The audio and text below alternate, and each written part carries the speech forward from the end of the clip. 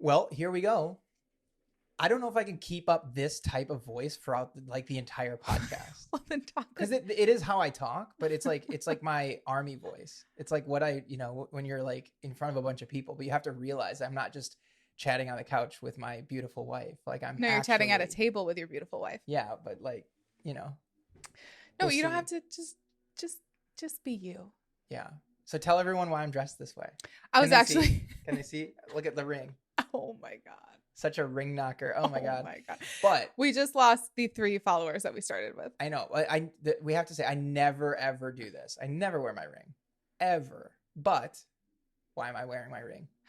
Because you're leaving me for an entire weekend. Yes. To go with your friends to the Army LSU football game in Baton Rouge. This whole time, I thought you were going to New Orleans.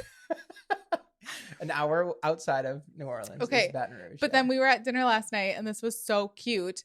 Did that guy ever text you back? No. Oh, okay. Yet, unfortunately. So I'm sure he will. I'm gonna hit him up, dude. I want that jambalaya. We were like at dinner waiting for our table and this guy walks by and he's in like a Iowa hat and a Packers shirt. So Jack like had to be like, hey, Packers, go Packers. Where are you from? And chatted with that guy. And then it was like pivot. There's a guy in an LSU hat, an LSU shirt. LSU chain. Did you see the LSU chain? You didn't even notice the chain. Like if you're on vacation and you're that committed to like, it was a Friday or a Wednesday. Yep. Like it's not even a game day. Anyway, so Jack, obviously you had to go up and chat with him. Right. And first of all, that was the thickest Southern accent I've ever heard in my life. Yes. Louisiana's like different. That was so cool. Yeah. And then second of all, you're chatting with this guy and his son went to West Point and now he lives in Louisiana and he's a huge Tigers fan. Yes. And he's like, he's going to be at the game. You should take his number. And so Jack is like getting this guy's number. Our buzzer is going. I'm like, let me get to my table. I want my cocktail. And so I hope you do meet up with him. Right. No. And the names were great. The son's name is Charleston. It's like also very Southern. Charleston. Like, And what was his name? Like Dale Allen? Yeah. It gave both names for him and his wife. Yeah. I think that's like a very Southern thing. Yeah, I think that's so cute. Right. Anyway, so you're leaving in a couple hours to go to the airport. Yes. To go to Louisiana. Yeah. Which will be so fun. There for a couple days, get to see old friends. Like some of our very best friends. Right. Like I'm so jealous. I know. Well, it's just Eric, not Catherine, but that'll be a party. I'm excited for you.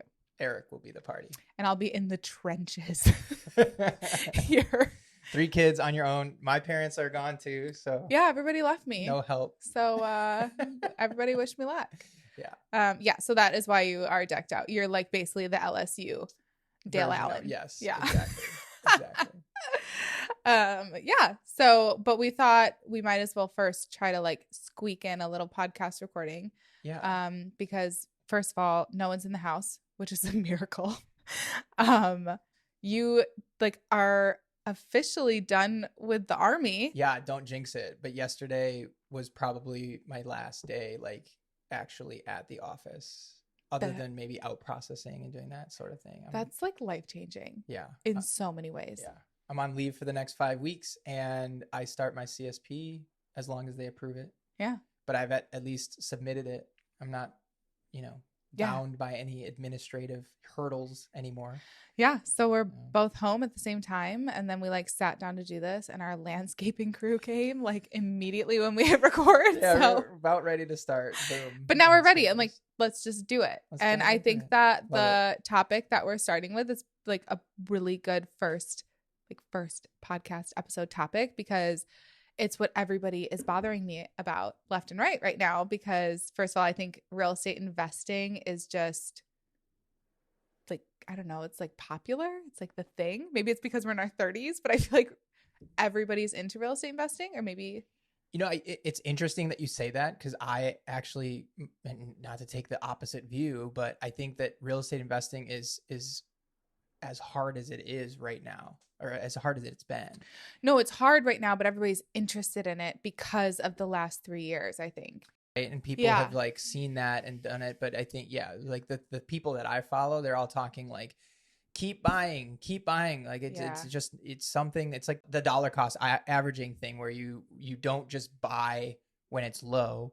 and you don't sell when it's only high, because trying to time the market, nobody's that good, right? But if you keep buying over time, you're going to buy sometimes when it's really low and you're going to buy sometimes when it's high. But as long as the trend continues up, you're going to be golden, because, you know, that's the idea of dollar cost averaging. Most people who do dollar cost averaging end up ahead of people who try to time the market high and low. Right. And you're more in like, and this is why it's so perfect that we're doing this podcast together, because while I'm a real estate agent and I'm very much in like the helping people buy, sell, manage their properties, I would say, but like out of our partnership, you're like the investor.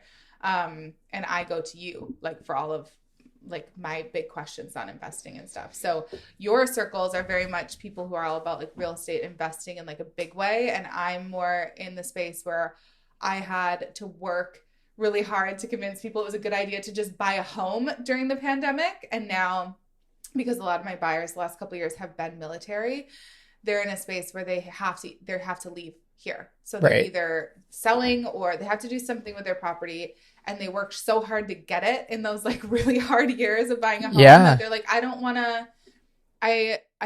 to sell it because I worked so hard to get it. And now I know what you like opened my eyes to keeping properties, but also I could get a really good, you know, profit from selling it, but my rate's so low. So they go like back and forth. And, that is the conversation I'm having with everybody is like, do I sell my property when I leave Hawaii, or do I keep it as an investment, as a rental, and what that looks like? Because Hawaii specifically, it's just a little different than on the mainland for, I guess. Well, yeah, a little different, but all in good ways, right? So we always talk about when people come to the island, like if you've ever heard of somebody buying a house in the military at any point and turning it into a rental or not, it's a good idea to do it in Hawaii or Alaska because of TLA, right? There's a lot of incentives to buy homes here.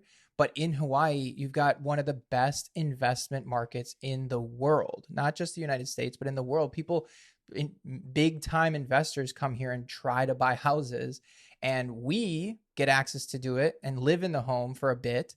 And then we kind of go down the line 3 or so years. And then that's when we try to turn it into a rental. And it's even more lucrative then because we've lived in it for 3 years. And that's a big part of why it's actually a good call to turn it into a rental. But possibly. Not always, right? So not that's always, right? What we're going to get into. Yeah. Because like, and I think you and I both fundamentally believe that when you're getting advice on whether or not you should keep it as a rental, consider first when you go to approach your realtor, who you probably trust and you built a relationship with, and they really helped you through like the biggest home purchase probably of your life. Mm-hmm. Do they do property management? Right. You know, I hate to boil it down to that easy of a discussion, but like no matter how much your real estate agent on the front end was your friend and how much you like them, if they're not going to make even a little bit of money on your decision, are they giving you the best advice? Right. Can they even advise you correctly if like they're not going to bring up the option that doesn't make them any money? Well, and the easiest way to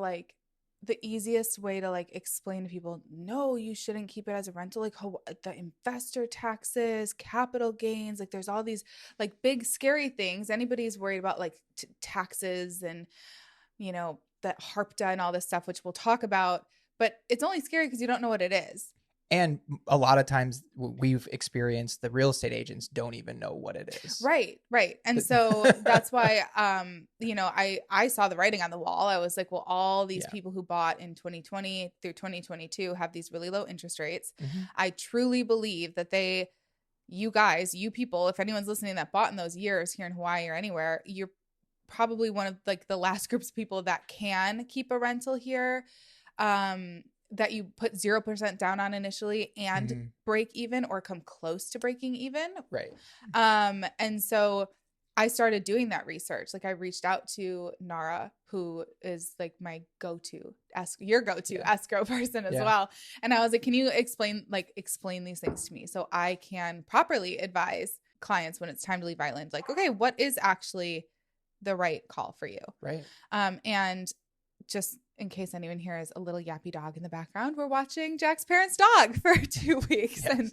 And there's no controlling that dog. So anyway, I think that the main 3 factors to consider when you're trying to decide if you're going to keep your home or sell it are, number 1, how long have you had it?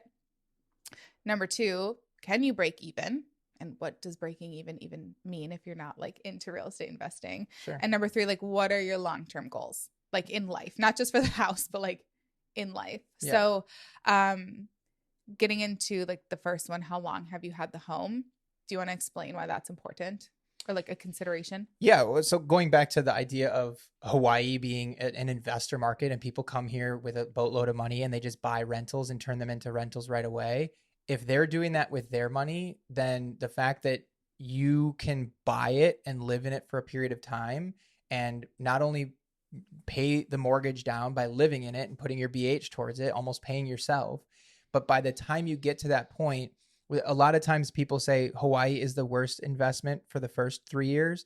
And then after that, it's the best investment in the world. Yeah. But guess what? You get to live in the house for those 3 years. And then that property turns into the best investment because the reason for that, let me walk that back a little bit. Hawaii is an appreciation market. People invest here because they want to make money on the value of the homes. If you buy a house in Kansas and turn it into a rental, you're trying to make money monthly. You're trying to have a couple $100 every month that you cash away into your savings account. So it's like cash flow versus appreciation. There's like exactly. Your market is either cash flow or it's either appreciation. Cash flow is like the immediate money in hand. Mm-hmm. Appreciation is like, okay, it's going to take a little bit longer. You might lose money monthly. Yeah. Yeah. Yeah. So it's going to take a little bit longer for this to be a benefit, like an asset. But usually the payout's pretty great at the end. Right. And what you mean, or what you said by, after you've lived in it for a while that you might be able to break even. Now we might be able to get into that cash flow area while also getting the appreciation, because Hawaii will always be an appreciation market. Mm-hmm.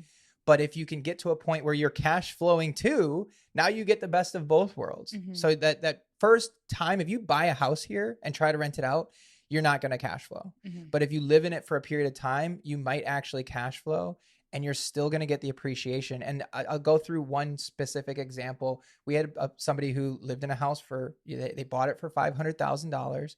And over the time that they lived here, it was like 5 or 6 years, we're experiencing a certain amount of appreciation. They didn't have $500,000 in their bank account, but their house was worth $500,000 when they bought it. And then by the time they sold it, it was worth much, much more because the appreciation with the market increases the value of the home. Mm-hmm. It's not changing how much is in your bank account, but the value of that home appreciates. And if it goes up 5% per year, which is the average over the last 30 years, that's to start on a $500,000 house. That's $25,000 per year, where you're gaining that each year, which monthly, that's $2,000 in appreciation per month. Mm-hmm. Right. So breaking even is important and you got to be able to pay your bills.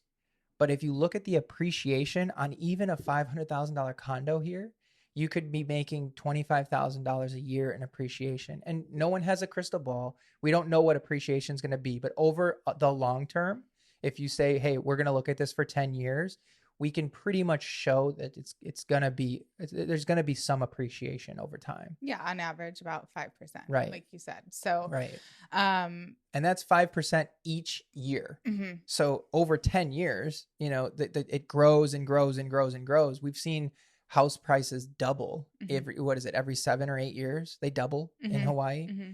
So what happens 10 years from now when that $500,000 property is actually worth $1 million? Yeah, exactly. And so if you're just breaking even by having a renter cover, your mortgage, property management fees, and taxes for 30 years, and that home has tripled in value, it's just like if you had an investment anywhere else, but somebody else is literally paying that and like allowing that to grow, which is incredible. And not to call you out, but I'm a math guy, right? So over 30 years, if it doubles 3 times, that's not triple. That's true. It's 8 times, right? Yeah, like it's 2. Yeah. It doubles and doubles and doubles. So you're much more than 3 times the value of the property at that point. Yeah. Yeah. Oh, but even, I mean, like if you want to be conservative about it, right? Like let's say appreciation isn't 5% a year for 30 years, because obviously that's not sustainable. Now it'll go up, it'll go down depending on when you sell. Yep. Even if it's half of that, like you're looking at a huge profit. Mm-hmm. And people are doing this everywhere. I mean, people are buying homes in, Louisiana, Wisconsin, small town Kansas with like a $200,000 home, hoping that it appreciates. Right. And you have an opportunity to buy one here, and you did buy one here if you're one of my clients. Yeah. And it's just, everything is just amplified. Like milk is way more expensive here. Same with homes. Like it's just everything, the payout is so much bigger here. Right. But the thing about how long you've had it, if you've owned the home, I would say for over 5 years, it's a no-brainer to keep it as a rental. I agree. Yeah. If you've owned it for 2 years, I mean, what do you think the call is there? It all depends, right? I think, and I go back to when we first got here, right? We thought we were going to be in the home for 18 months, and it was still a good call to buy. And we didn't even know that the appreciation was going to be what it was, but I did the math based on 3% appreciation per year. And we said, okay, if we're here for 18 months, we'll be able to break even. And then we chose to renovate, which added to that. Yeah. And that also changes based on time. Time is important, but it's also what did you do in the home? So with our last house, right, we renovated it, and that led to the bottom line for our rent increasing. Mm-hmm. So it made renting make more sense. Mm-hmm. Whereas if you just live in it and you do nothing but, live in it and maintain it, after 2 or 3 years, you might be able to come close to breaking even, right? Your mortgage payment's not going to change. But people with that low mortgage payment, it's basically free money. I mean, especially now, like with where things are going. Mm-hmm. We've seen, you compare what people's mortgage payments are from 3 years ago to what BAH currently is. And just that alone, I mean, you might have been stretching it when you first got here, maybe, using BAH and COLA. But guess what? Now that person who's your same rank with your same family size comes to the island, they're making like $1,000 more per month in BH, mm-hmm. quite possibly. Ours went up $1,000. I mean, I know you also not in 1 year, but over the time. Yeah, absolutely. And that's really the takeaway is like your same situation, they're going to be willing to spend almost $1,000 more than you were just because it's the same BH, mm-hmm. right? But you locked in that low monthly mortgage when you did. Your principal and interest are never going to change. You've locked in that, low rate in the 2s. It's gonna make sense to keep the house. I think the biggest, like we'll just address like the biggest flaw to the plan of keeping a rental here, mm-hmm. Like right out the gate, because if anybody has done any amount of research or they have bought a lot of homes or whatever, there are people who would say, well, yeah, I understand that if I hold on to this home for the next 20 years or even 10 years, it's going to be a great investment, but it is keeping me from purchasing a home at my next duty station. So I just had a client like this, right? So they bought 3 years ago. I went and met with them. They were interested in keeping it as a rental, but they absolutely knew they wanted to buy at their next duty station, which is in Georgia. I think the home when they bought it here was like just under $700,000. And they've only owned it for 2 or 3 years. So they haven't had it that long. Mm-hmm. But they were pretty close to breaking even. I think they would only they would maybe have to pay in like $100. Not on the sale, but if they were renting out, it would have covered all of their costs. Almost all of their costs. Yeah. Which I think is a win here. I think if you're paying a couple $100 a month and you can, that's still a win. Yeah. But anyway, so they were, and we'll get into that a little later when we do the breakdown of how the break even actually works and what the monthly payment looks like. Yeah, they were well positioned to keep it as a rental. Yeah. But with using their VA loan, which you can explain, there's a cap to how much money the VA will lend you if you already have a home on your VA loan. Yeah. And in Hawaii, it's much higher. What is it, like $1,089,000? Yeah, and that's the key to when people have homes and are moving here. it's easier to buy a house because the cap is so much higher. But when they're coming from here to another state, it is a little bit harder to buy a house because the caps are lower. It's closer to like 800,000, right? So if they have a home here that is about $700,000 and they're trying to buy a house in Georgia that's, $300,000 maybe, they can't do that on their VA loan, like in the traditional sense. And so it's keeping them from being able to buy in Georgia. Like if that were you, knowing what all we know now, having been like in real estate personally and professionally for so long now, would you have kept the house? Everybody's family situation is different. So I don't want to say that they made the wrong call, right? I didn't even say what call they made. Well, I know what call they made. But yeah, I think, me, I'm of the mindset that I don't think we're ever going to sell another house. Yeah. So you would just like figure out a way. I would figure out a way. Whether that, if there was absolutely no savings, no nothing, we could not put any money towards it. There's options for FHA at 3.5%. Yeah. There's low down payment options for conventional. You take a higher rate, right? But I think the long-term benefit of I've also told people that your VA loan should be on your highest loan amount. Yeah. So if you're going to go buy a $300,000 house, but your $700,000 house is here on a 2.25% rate, that's the free money on the major loan. Yeah. Keep that one, rent it out. And I would say I would rather do that and rent at my next duty station and save up to buy the next house that I'm going to do than just sell in order to make the next purchase easy. But you're a long-term thinker. And that's right. I mean, and it's the easy is just sell and move on and, kind of treat yourself. That's what a lot of people choose to do. And that is a major benefit of selling. You get to like see that money hit your bank account and it's like it's the feels. It's immediately like, wow, we did it. Keeping a rental is like, well, and a lot of people are scared to do it, right. Like based on their own experience or based on like what their friends have said. I have had people approach me like, we had a horrible experience with our property in, Maryland, and the renters trashed our house and this and that and the other thing. And what I remind people is like, okay, well, that's why you have a property manager. Now you can't look at this house as like, oh, this is our family home from Hawaii. Like, it's an investment. This is an investment now. Right. Like, go ahead, dog, trash my floors. Your security deposit will pay for it. You know why? Because the security deposit is huge in Hawaii. Right. Like if you have a property in Virginia and it's renting out for $1,200 a month, $1,200 isn't going to cover somebody wrecking your house.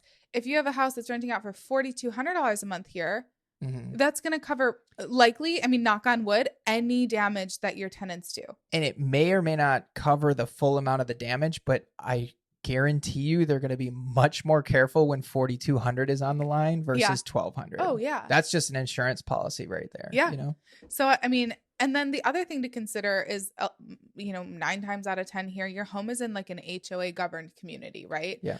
So the HOA is going to make sure that the exterior is maintained, that like usually the outside landscaping is maintained. Your roof in a lot of communities, especially if you own a townhome or a condo, not your problem. So your, like any like underwater or underground infrastructure, plumbing, not your problem. Your siding, not your problem. So, which is huge for investors. When they look, most investors put 10% away per month to account for major catastrophic things called capital expenditures that could happen. And a lot of these condos in Hawaii, all of those repairs that you would consider the larger repairs you won't have to cover that. Right. And there's no furnace. So like the number of things that could go wrong it's like are the much AC, lower. Right. Like the AC. if you like, that can be a big expense. Plumbing. And, maybe like some plumbing, and if you have solar. Yeah.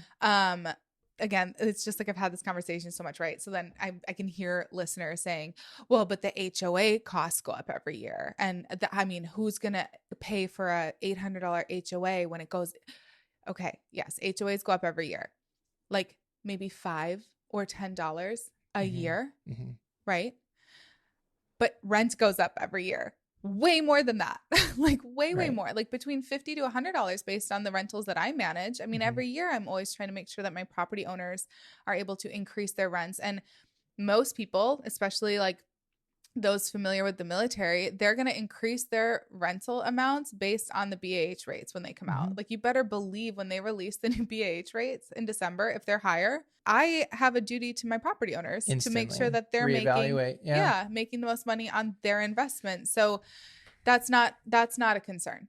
HOAs are going to go up, of course, but that's not the tenants don't know. The tenants don't care. Like, you're still paying for that as the owner, right? And your rent is going, I mean, hopefully, maybe not right out of the gate, is going to cover all of that, but eventually it absolutely will. I can almost 100% guarantee that. And when you mention your previous clients, like the idea of them almost breaking even, that's including HOAs. Yeah. And I mean, this is honestly, we should literally just roll right into point number 2.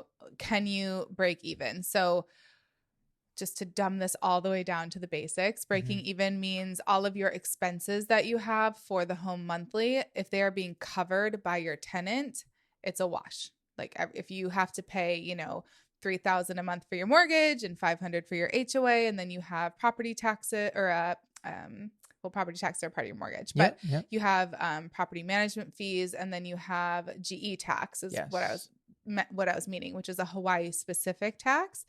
If all of that is covered by the amount you're getting for rent, you're breaking even. Right. Now, anything over that, if your tenants are paying $200 more than all those expenses that you have, you are cash flowing $200.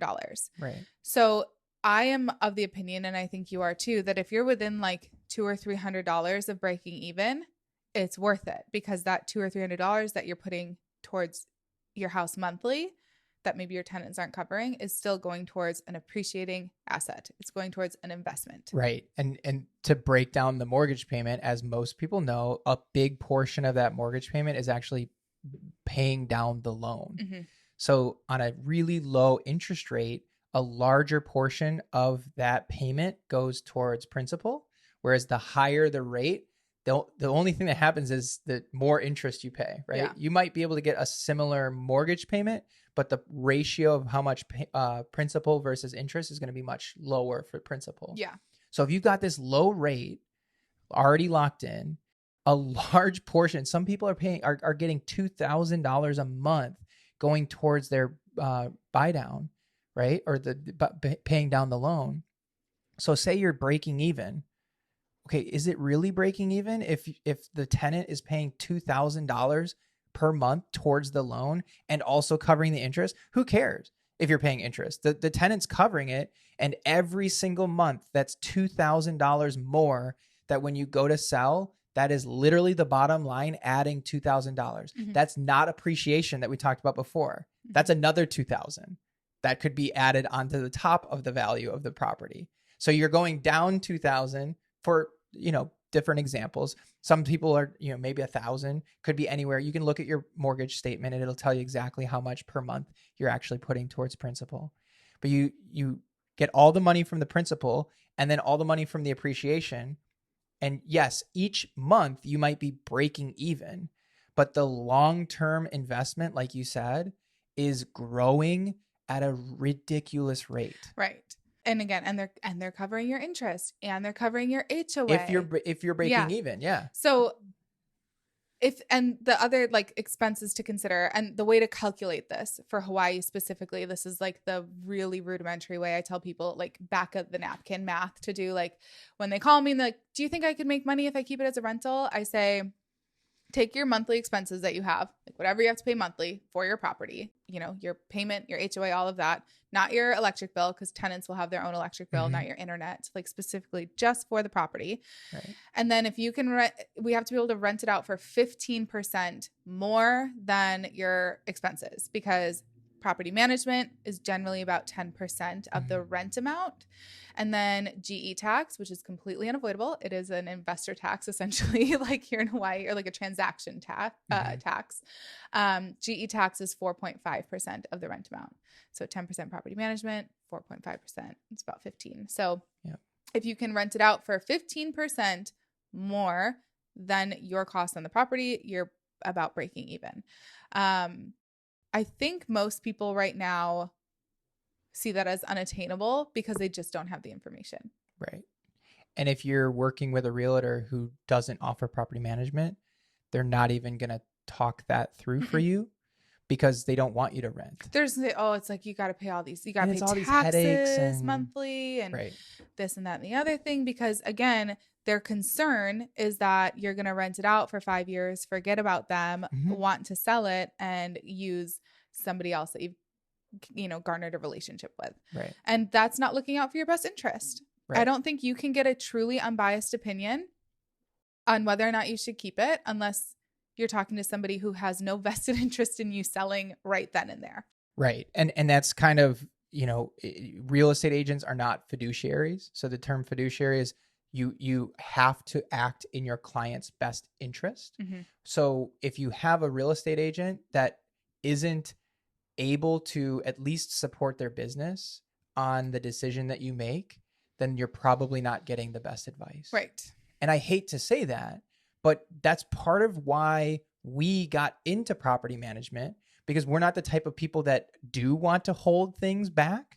We want to give people all the information. So we said, okay, when giving people all the information, how can we also situate our business to where we can help them with those things?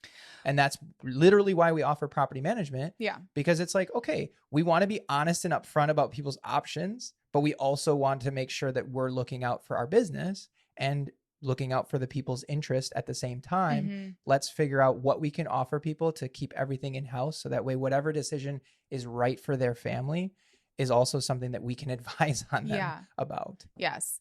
And the other thing that like somebody who doesn't know anything about having an investment property, or maybe doesn't understand the benefits of keeping a property as a rental, like even if you're just breaking even, or maybe you're not quite breaking even, there's like other benefits to owning a rental property, like all the tax advantages. Like you're going to get harped on about like the taxes in Hawaii and the investor taxes, and it's so big and scary. And like, you don't want to just don't bother with that and sell now, and you don't have to pay capital gains, but you're not considering the benefits of owning an investment property. Right. So and we just finally did our taxes for 2022 and we're very familiar with it. When you transition a property from your primary residence to an actual investment property, so somebody else is renting it out, now you can actually depreciate that asset against your taxes. Okay, that's like very confusing. A large portion. So you divide the property value by 29.5, and that's how much takes away from your income. So it's like a tax break from you owning the actual investment property, as opposed to when you just have it as your house. And then you get to keep, obviously, the tax advantages of paying interest, right? You don't pay taxes on the interest that you pay. So all of that aside, we're not even talking about that when we're talking break even. And those are additional, even more benefits. And we're not even, I guess, like we love when people sell, as long as what they're doing with the sale, with the profits, is like support. People can do whatever they want. You just led perfectly into point number 3. Yeah. Like, what are your long-term goals? Yes. And I think because at least like last couple of years, because everybody was so excited about buying, a lot of our buyers were first-time buyers, or like first time like dipping the toe into the idea of like real estate investing. So with our clients, we try to like nurture them and be like, okay, like this is the process of not just buying a home, but buying a home that's a good investment, because that's not the same thing. Like, we've bought homes for investment purposes. We bought homes because we love them and we want to live in them with our family. Those are not always the same. Right. I like damn near had a heart attack to some of the homes you brought us to when we first moved here. Right. But that was because they were investments, even though we had to live in them with our family. But anyway, so from like helping them buy, like, what are your goals? Why are you trying to buy? Like, we're going to be selling this probably in 3 years, or keeping it as a rental. Like, we have to figure out the best home to purchase, thinking about you 3 years in the future. Same thing when you are going to like leave the island now. It's like, well, where are you going to be? What are your goals 3 years from now? What are your expectations as far as like maintaining home ownership? What are your other, like, maybe they're really into investing in Bitcoin and they're like, you know what? I don't care about real estate investing. Right. Okay. Then maybe take this profit that you're going to get if you sell today and invest it in Bitcoin. Like, put it in another investment. That's pretty much our only thing, you know, like, and or like, pay off student loans or whatever. Do something beneficial with the money. Treat yourself maybe to something nice, but don't use the entire profits on like gallivanting across the world, or or maybe that's what you want, and maybe that's like investing in yourself or something like that. But you don't believe that. No, but we really hope that we're such long-term thinkers that we want to also advise people on what is possible. So we try to think of everything. We're not just looking at this one transaction, trying to make the next sale. Let's get these people to buy, or let's get them to sell so we can profit and pay our bill. That's not the space that we're in. No, it's like we advised you to do exactly what we do, which is keep properties and, think about them as like a long-term investment. So we want to see you succeed in doing that as well. Yeah, actually. So it's funny. We have a client right now that is purchasing a home, and I don't think she would care if she's on if she's mentioned on the podcast, but to highlight that we're always thinking long term, we have people who are buying in Washington right now, and they are their fiancés, so they're not married yet, but with that they both have their own VA certificate of eligibility, so they're both service members. They can buy a home together. But they have to put both of their certificate of eligibility towards the home because they're not married.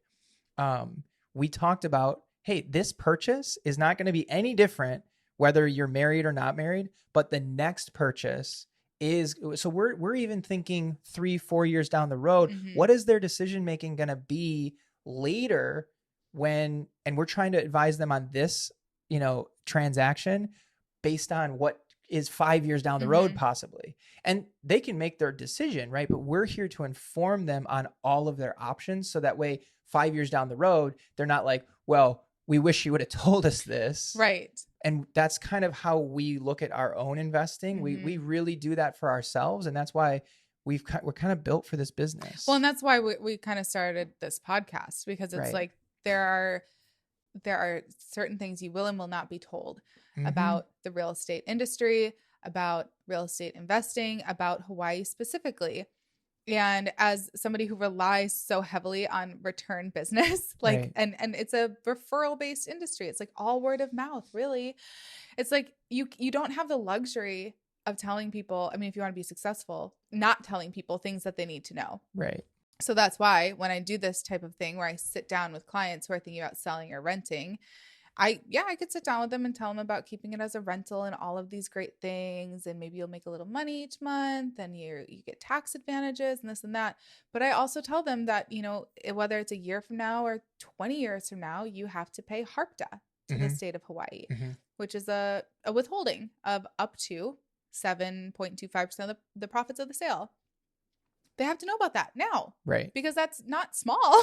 Right. And they're exempt when they sell active duty that are leaving the island.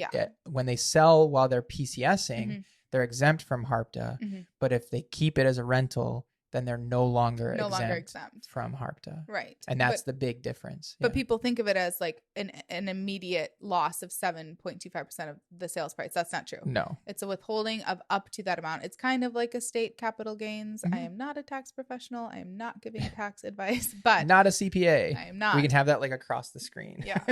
But so that's something that you need to be expecting. And also there are federal capital gains. So anytime you have an investment property, the government is going to want a piece of the profits when you sell. Yep. It's specific to your tax bracket. Number one, how much you pay in capital gains. And number two, you can avoid them, or what am I trying to say? Well, if you kick that stone down the road, because sure, you can exchange the profits into another investment property. And right. So I try 1031 exchange. I try to give all this information to people right away. Yeah. So that you really are making an informed decision at that time. Right. Because honestly, some of it comes back to we sold our first house that we ever bought when we were 21 and 22, or we were early 20s. Yeah. And that was me. That was my bad. I totally convinced you to sell that house. I mean, you would have been hit with the property management of it, because I was deploying and you were like, no, Jack, I'm going home. I didn't know what I didn't know. Right. And I was not thinking long-term. And so I use that as an example all the time. If you don't think I'm up at night Zillowing that house twice a year, thinking, why did we ever sell it? Yeah. But the funny thing is, going full circle on this, the appreciation on that house, not great. comparatively speaking. I mean, right? compared even to here, through COVID, really? like, yeah, I mean, it would have cash flowed really good because Kansas is a cash flow market. Yeah. Right. Yeah, that's true. But here, like the profits people saw here, I mean, it was just unbelievable. I know. Well, and you know what I think part of that is, and this is just me hypothesizing here. Mm-hmm. I think part of that is because there's probably newer and nicer homes in the area, and there's like so much land. Yeah, like absolutely. That's what we don't have here in Hawaii. Like right. there's like 3 new build development communities on the island, and that's all that there will be for the foreseeable future within an hour distance of any military installation. Right. So what I'm saying though is that's not a consideration here in Hawaii. Like, yes, we have limited housing. We will always have limited housing. There will always be all five branches of the military here. Okay, so I think we hit everything we're going to talk about. Yeah. I mean, do you want to wrap it up? I think well, the way I want to wrap it up for me, like the last thing I want to say, because I just want to like really drive this point home, is like keeping an investment property here is not for everybody. But what is the important thing for everybody to do is to find that out. Like, don't just commit to selling your property until you know what it could look like for you in a year, in 5 years, in 10 years. And like, put the time forth to think about that and start that consideration, I would say at least 6 months before you're set to leave island. Right. Get the analysis done. Yes. Yeah. Okay. What did you want to wrap up with? Oh, I mean, that's basically it. I think it's such a good point. Like, you have to find out what your options are in order to make a good call. It's not everybody, but a lot of people are in a position right now where they're looking at like $100,000 profit or something like that. Maybe anywhere from even $20,000 profit is like hard to walk away from. Right. But if you're being advised by somebody who is only profiting off of you making one of your choices and they're not going to tell you what those other choices are, that's probably not the only advice you should get. Right. I'm not saying don't take that advice, because they probably were a great realtor. They've probably done a great job keeping up with you, and they might be a friend. But are you going to receive guidance and information from a friend on a possibly $1 million option or choice? Yeah. When you could receive it from an expert who has the ability to provide all of your options. And I think you calling me an expert? You are. No, you're bonus. I mean, you've done so many transactions, sales and purchase side and sell side in the last 3 years. But you've also now, I mean, you have almost 30 properties under management. Yeah. So it's not like you're only a property manager or you're only a sales agent or what you've done it all. So, I will say the one thing, like, your real estate agent could advise you on property management. If they're not a property manager, they can tell you what it's about. They can do, but like, they're not gonna, I just feel like they're not going to give you all the information. There are some though. I think there are some agents out there, and I say that because I'm part of it. Like, there are some agents who are like we are, really believe in real estate investing. That's and true. They refer their clients to me. They're saying like, you know what? I have a great property manager, because they know I'm not in it to just like hawk their clients and then like, exactly, haha, they're going to sell with me in 5 years. It's this is the best thing for everybody. Right. And it's on you to maintain a good relationship with your clients. And I'm good agents will. So, and they will. And I think, you're right. I think the whole point is that those types of agents are also looking out for their clients. You just have to make sure that they are looking out for you, because not all agents are created equal. There's a lot of professionals out there, but there's also a lot of people who are not professionals. They're just real estate agents. Yeah. It's that constant thing about real estate. Like, are you a professional in your field, or are you a salesman? Right. Because it's not the same. No, not at all. All right. That's a wrap. All right. Thanks, guys. Do you want to talk about where people can reach us? Oh, yeah. Well, we're both on Instagram. Yes. Jack is at Hawaii Mortgage Broker. And I would say you post a lot more like educational real estate stuff. But that's like the mortgage broker side, right? Yeah. Yeah, but it's still interesting. Yeah. And I'm at Westward Williams, which is a great blend of real estate and my children. I'm just out here, living the family life, living the good life. And then we have a website coming, but you can find me on Google too, which is just Westward Homes, Hawaii. So that's where you can find out more about property management, real estate sales, my listings, all of that good stuff. Yeah. All right. That's it. That's a wrap.